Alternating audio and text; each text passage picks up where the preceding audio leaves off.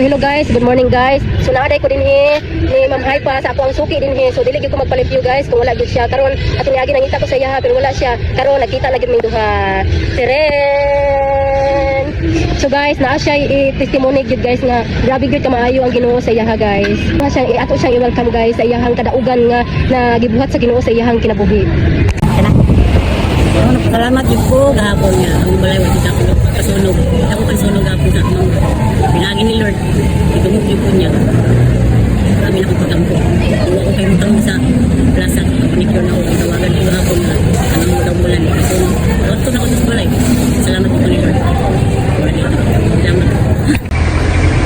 So si Ma'am Hypa dai guys, siya dito ako natagaan atong niaging tuig og Bible, bulak og ako siyang napi-overput.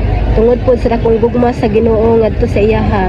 So nagpasalamat po nga karon nagkita na gyud mi og balik og dugay na pud siya naghandom sa kuha kay ato niagi ni adto ko sa iyaha dito sa plaza kay magpahinlo ko unya wala man ako siya nakit-is, wala na po ko nagpahinlo pero ganina nagkita na gyud mi og grabe gyud niyang kalipay ng istorya gyud siya sa kuang grabe gyud niyang hilak daw kahapon kay naay daw gayo sa iyaha nga napid daw iyahang balay og sunog kasunog dito sa tubod apan gusto na gyud daw niyang mulupad so nasakay na lang siya habal-habal pag-abot dito sa ilaha so grabe gyud iyahang kalipay gyud nga wala day naapil ang iyahang balay ug karon nagulo sab siya sa iyahang mga kauban kay gusto iyahan hatag siya mga sinina namili siya dito ug gusto po daw unta siya mohatag apan nangayo po siya og tabang po kay lagi naluoy po siya sa iyang mga kauban kay 50 daw kabalay ang naapil sa kasunog kahapon sa tubod ug naamoy mga naamoy ipanghatag guys nga mga biya-biya na ninyo